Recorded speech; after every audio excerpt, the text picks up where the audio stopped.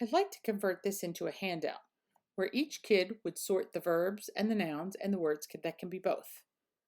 But if I want to make it asynchronous, I want to put the directions on there. So I'm going to put audio directions. So in the bottom left-hand corner, there is the face with the speaking. I'm going to click on it. It will allow me to add audio.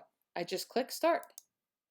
Students, I'd like you to put time in either noun, verb, or both where the overlapping circles are.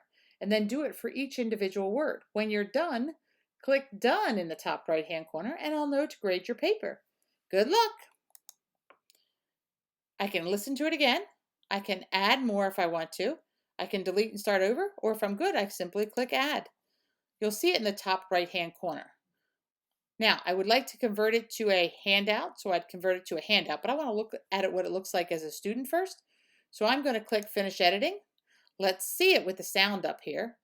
Let's click Play, and it will play and give them the audio version of what the directions would be.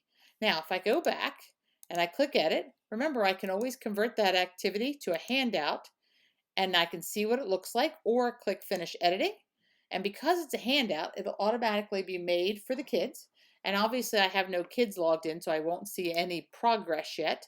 But I will be able to see my copy that has the teacher handout with the directions up here. So I'll be able to listen to it and see what it looks like.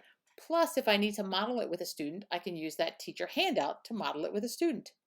So that is sound with a handout or workspace.